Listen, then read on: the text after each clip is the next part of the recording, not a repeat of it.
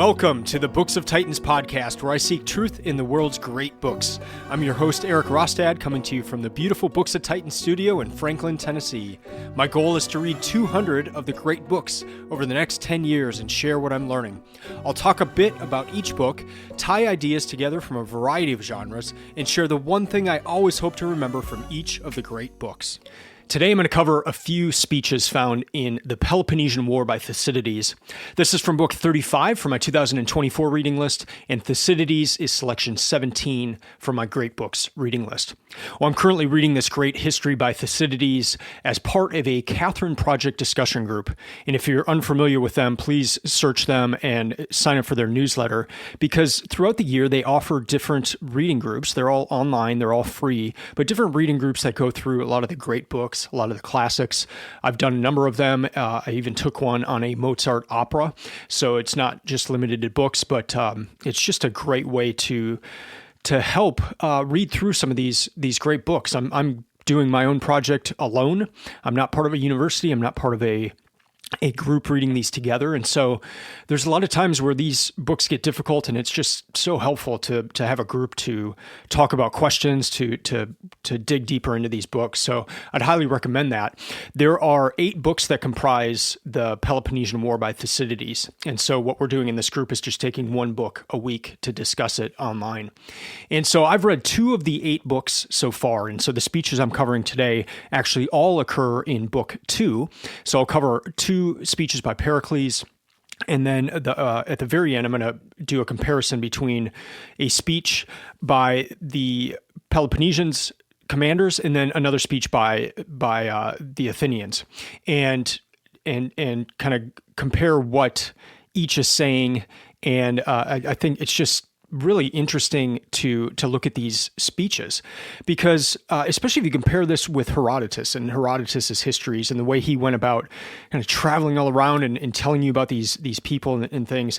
What Thucydides, you're getting a history of this Peloponnesian War that took place from 431 BC to 404 BC, so nearly 30 years, and it played out the Peloponnesians versus the Athenians. And Peloponnesian those 2 of the main cities there would have been Sparta and Corinth. And so you've got these armies battling each other. And so you're getting the historical accounts, what happened in the battle, how many people were there, was it naval, was it by land, what are the alliances and all that. So you're getting all these historical details, but then Thucydides will just kind of zoom in on these speeches, and they're just fascinating because, one, you're getting insight into what the leaders think, but then you're getting insight also into what the people are hearing from these leaders. And it's just a really neat way to write this history, as opposed to just highlighting the historical facts. Like, just having these speeches in there are so insightful, and they just allow us, first they allowed Thucydides to explore a number of ideas and issues, but we as the readers get to go into that as well. So in these speeches, you see explorations of the differences in mindset, beliefs, governance, values, and national habits, and how those play a role in the battles. Because gone are the gods of Homer. So you're not, Athena is not helping Pericles in the midst of war and giving him insight into how he should move ships around or that kind of thing. You don't see that as you do in the Iliad, in this work by Thucydides. So what has replaced that? Well, what you get replacing that is democracy and courage and experience and dialogue. And so kind of this question of, can those things take the place of the gods? And so we see a comparison of strategy, preparation, provisions, and courage amongst these armies. And these speeches are central to this exploration because it provides insight into the strategy of the leaders, and then as well as what the populace is hearing. So far in the 2 books, we've had 3 speeches by Pericles, 1 in book 1 and then 2 in book 2. And the first speech of Pericles in book 2 is a eulogy, and it's given after the battle, or after a battle in the first year of the Peloponnesian War.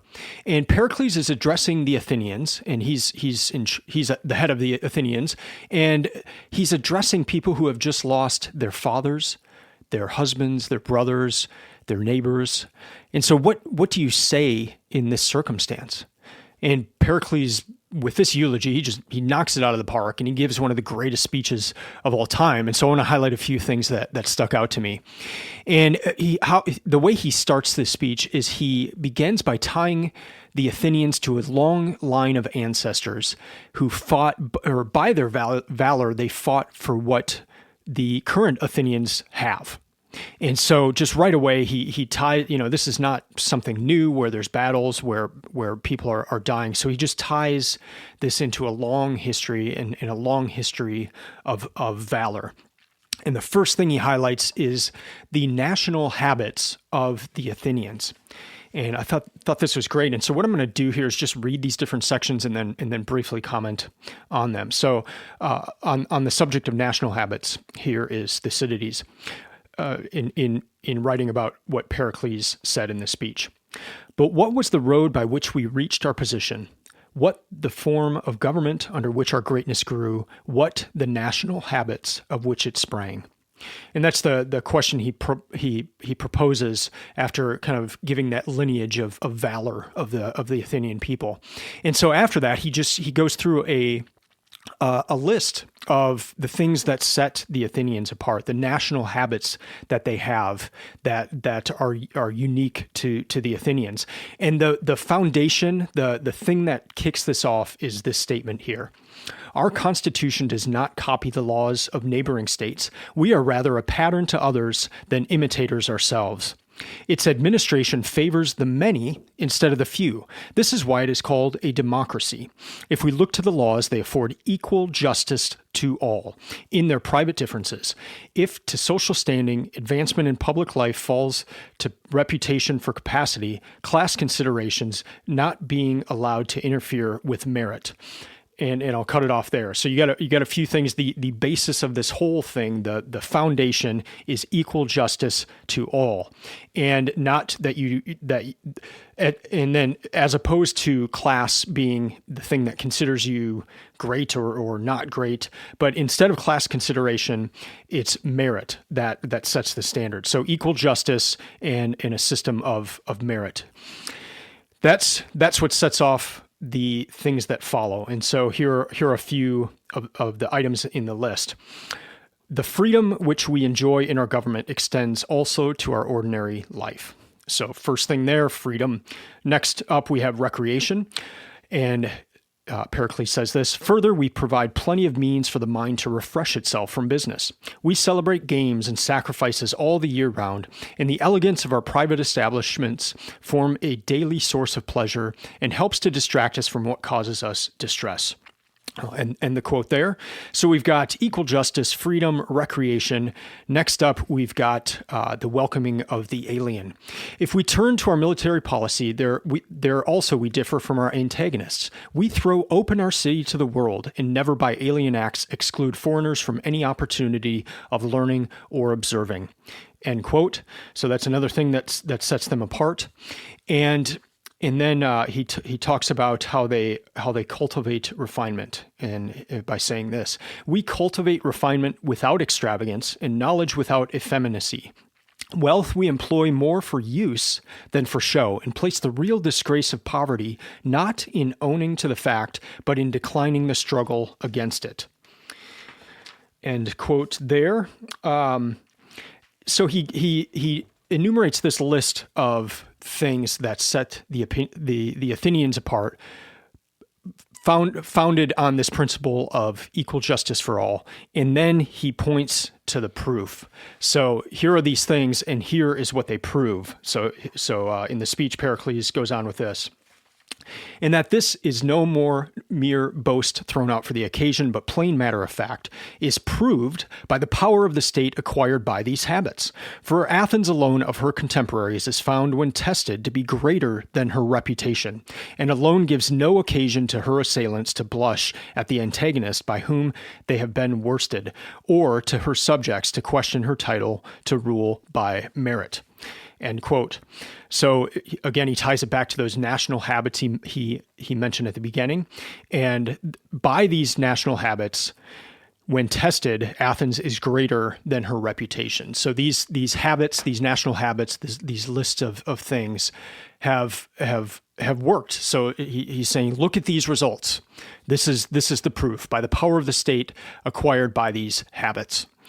Then he ties all these things back to the eulogy itself, and he says this: "Such is the Athens for which these men, in the assertion of their resolve not to lose her, nobly fought and died.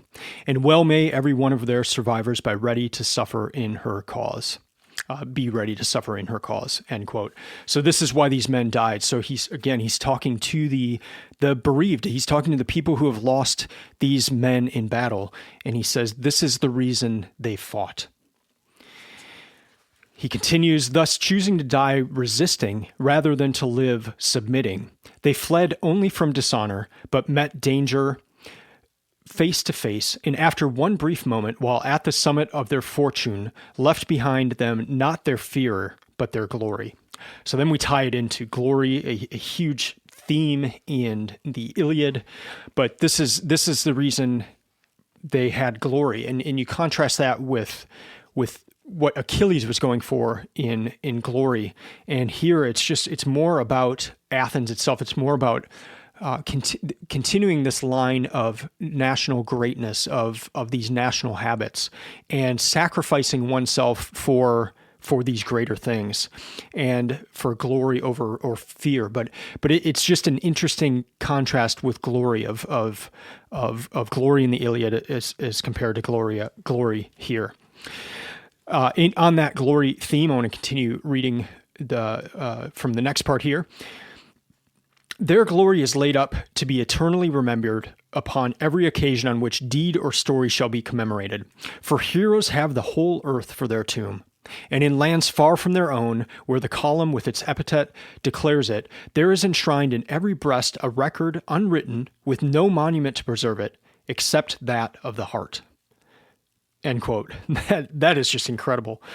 These deeds that they've done, the glory is beyond a grave. It's worldwide, and the remembrance of it, the commemoration of it, is more powerful than just a simple grave. Continue on. This is towards the very end of the speech, and here's how Pericles closes it out. "If deeds be in question, those who are here interred have received part of their honors already, and for the rest, their children will be brought up till manhood at the public expense. The state thus offers a valuable prize as the garland of victory in this race of valor, for the reward both of those who have fallen and their survivors. And where the rewards for merit are greatest, there are found to be the best citizens." End quote. So again, we get into that idea of merit. And so where the rewards for merit are greatest, there are found the best citizens. But then Pericles also promises these families that their children will be brought up to manhood at the public expense. So they've lost the father, they've lost their husband, but the state will then take care of these children to manhood, and the promise there, and just based on merit of the people in the sense of the merit of these soldiers who died, and how that will pave the way for public expense to cover their children. So that's the first speech. That's the eulogy. Now for the next speech, this is Pericles' third so far, and it comes amidst war, which was expected. I mean, they're in the midst of this war, but it also comes amidst pestilence and the plague. So this plague comes in 430, and that was not expected. That came out of the blue, and the people of Athens at this point are fed up with Pericles. And so this speech that Pericles gives is amidst distrust and anger from the populace. And again, I ask the question, what do you say in this situation? Just you come up to this point in the book, you take a step back, and if it's you, what do you say to a people who are fed up with your rule, who are scared? They're not just in a war, but now they're in a plague, and this plague is just killing people left and right. Doesn't matter what stage of life or rich, poor, whatever. It's taken everybody out, and it takes them out in 7 to 8 days. It just they're dead within a week. And what do you do? Do you call the populace to something higher? Do you acknowledge your failings as a leader? Do you inspire or chastise or just give up? So this speech is given to the Athenian assembly, and Pericles is an embattled leader defending himself. So just keep that in mind as I share these things. So the first thing he does is he calls to the national greatness of the Athenians. So I'll start with reading this. I am of the opinion that national greatness is more to the advantage of private citizens than any individual well-being coupled with public humiliation. A man may be personally ever so well off, and yet if his country be ruined, he must be ruined with it, whereas a flourishing commonwealth always affords chances of salvation to unfortunate individuals. Since then a state can support the misfortunes of private citizens while they cannot support hers, it is surely the duty of everyone to be forward in her defense.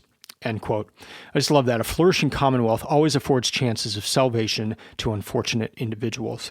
And just comparing the national greatness with the individual's role, or perhaps not comparing them, but tying them together and giving an insight into what makes national greatness and how if everything is about the individual and the individual succeeds, if the nation is lost, that individual is lost as well. So it doesn't matter. But if the national greatness is being pursued, it gives other people the opportunity to have greatness within that national greatness.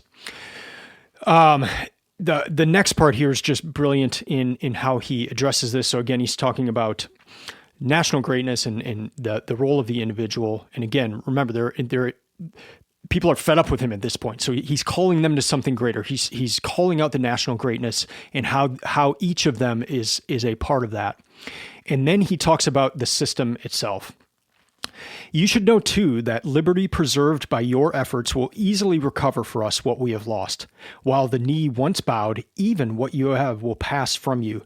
Your fathers, receiving these possessions not from others, but from themselves, did not let slip what their labor had acquired, but delivered them safe to you, and in this respect at least you must prove yourselves their equals, remembering that to lose what has got is more disgraceful than to be thwarted in getting. I'll end the quote there, but that is just brilliant. He says, you should know too that liberty preserved by your efforts will easily recover us for what we have lost. So this ties it together with that first speech I covered as well, where he's talking about the list of things that sets the Athenians apart. And the fact that they're fighting for that, the fact that they're fighting for this liberty, that will help them preserve it and recover whatever is lost in the war, whatever is lost from this plague. If they bow the knee and don't fight for that, don't preserve that liberty that their fathers passed on to them, if they don't do that, everything is lost. You can't recover. But if they keep the system in place, if they keep liberty as top, if they keep equal justice for all at the top, even though it seems like they're losing right now, that system that they fight for will save them. At the very end, he offers some hope, and he says this, and where the chances are the same, knowledge fortifies courage by the contempt which is its consequence, its trust being placed not in hope, which is the prop of the desperate, but in a judgment grounded upon existing resources, whose anticipations are more to be depended upon. End quote. He contrasts hope with judgment grounded upon existing resources, and just that they have something to work from. That if they will not be lost with their current situation, they will recover. And what's amazing is right after the speech, and this is what I love about Thucydides so far, is, again, you're getting the speech, but then you immediately see what happens around that. And you see that this speech worked. And so he says this. As a community, he succeeded in, so this is Thucydides talking now, the speech of Pericles is done. And so this is Thucydides writing. Such were the arguments by which Pericles tried to cure the Athenians of their anger against him and to divert their thoughts from their immediate afflictions. As a community, he succeeded in convincing them. They not only gave up all idea of sending to Sparta, but applied themselves with increased energy to the war. End quote. So it worked. This speech by Pericles, this difficult situation, people upset with him, it worked. I love that. I love that you get to see that right after this speech. Third set of speeches I want to cover here are a final set that show up towards the end of Book 2. And these are very short speeches, just kind of half a page each. And the first one is done by a set of Peloponnesian commanders. And then the second speech is done by Phormio, who is of the Athenians. And these speeches address two main ideas, and those are courage and experience. And what's really interesting, so it seems like they know, the two armies know what is being said by the other army, and so they're addressing these same things, but to their respective audiences. And so the first speech is by the Peloponnesian commanders, and they're let me just read this and then cover their main argument. We should know that brave hearts must always be brave, and while they remain so, can never put forward inexperience as an excuse for misconduct. Nor are you so behind the enemy in experience as you are ahead of him in courage. And although the science of your opponents would, if valor accompanied it, have also the presence of mind to carry out in an emergency the lesson it has learnt. Yet a faint heart will make all art powerless in the face of danger. For fear takes away presence of mind, and without valor, art is useless. End quote. So here we've got the addressing of those two things I mentioned, one of courage and then of experience. And so the Peloponnesian commanders are saying, what you guys lack in experience, you have in courage. You have brave hearts. You have more courage than the Athenians.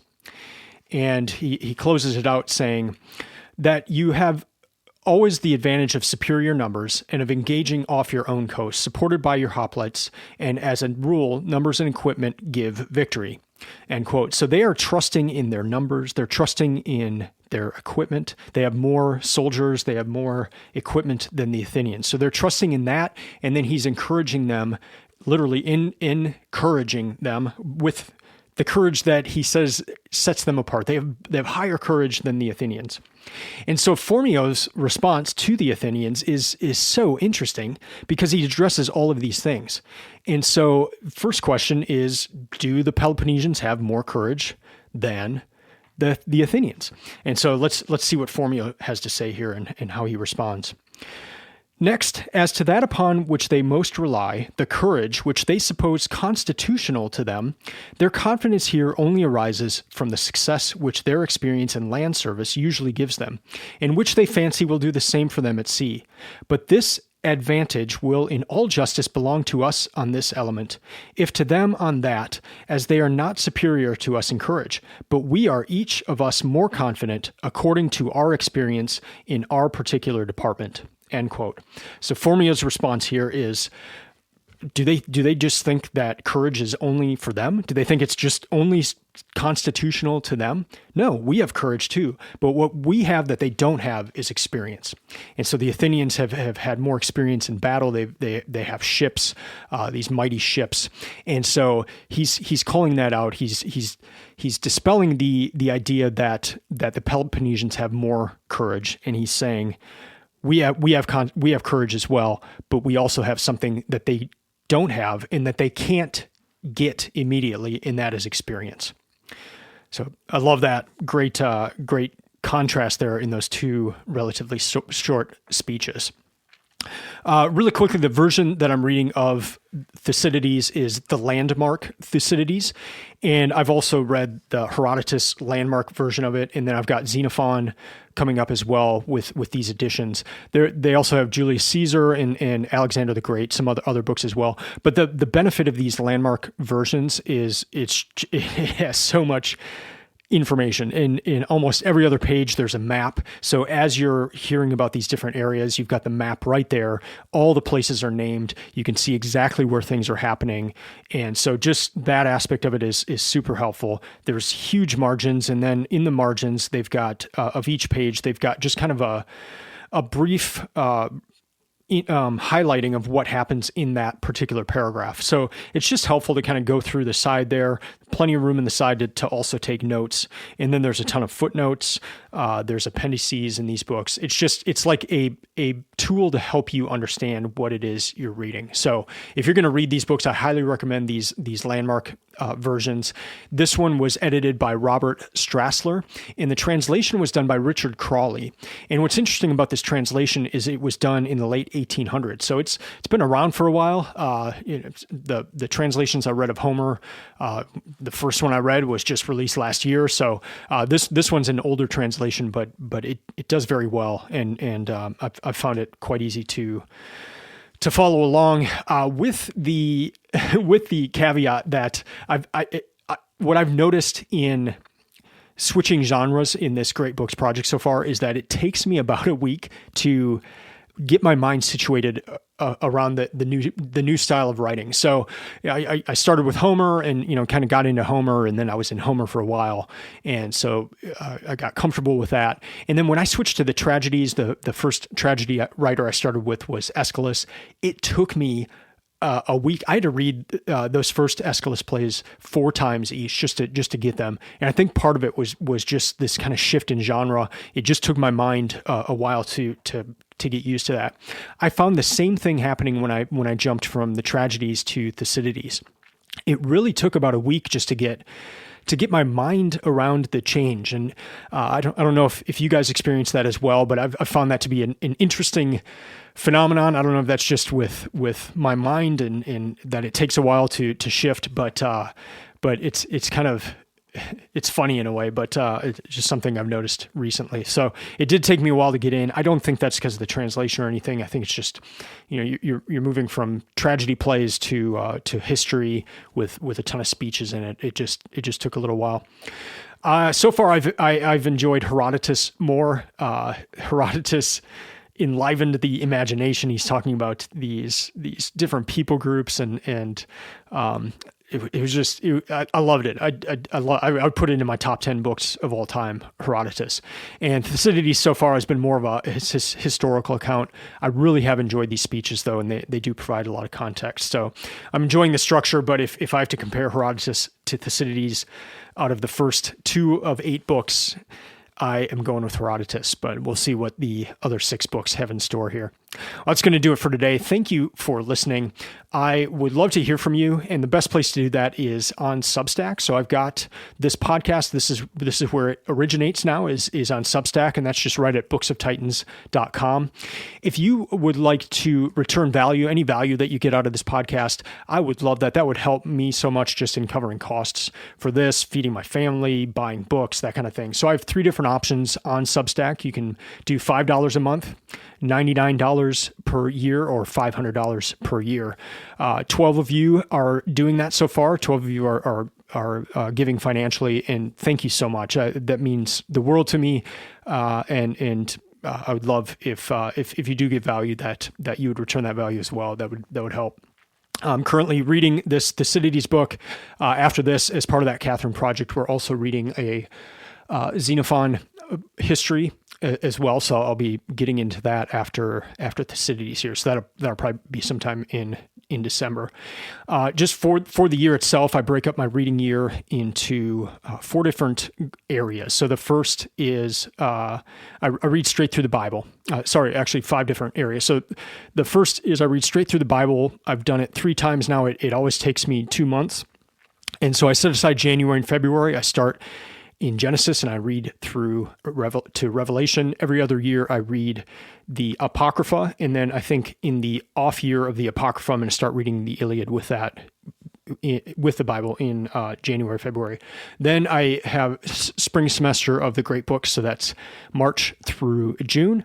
July is a break month where I read kind of some more newer books and just books that have come up on my to-be read pile. Back to the great books for fall semester in August through November. And then December, I have winter break where I just kind of go back to these new books. So I love that schedule. It's been very good, and it just kind of offers a good planned reading along with some serendipity in the books that I read. Well, that's going to do it for this episode. Thank you for listening. Please comment on Substack for this particular episode if you have anything to share. That way others in the community can see it as well. If there's anything you want to address with me directly, you can email me at eric@booksoftitans.com. I would love to know what you think of these speeches by Pericles. Or Thucydides in general. If I missed anything, if you got something out of it that you want to share, please let me know. You can follow Books of Titans on Instagram or Twitter, and also my website is just stock full of resources to help you find the best books and to create a reading list of your own. I'll be back next week, and I will talk about either a tragedy play that I haven't covered yet, or talk a little more about Thucydides. Until then, keep reading, keep learning, and keep listening. I'm out.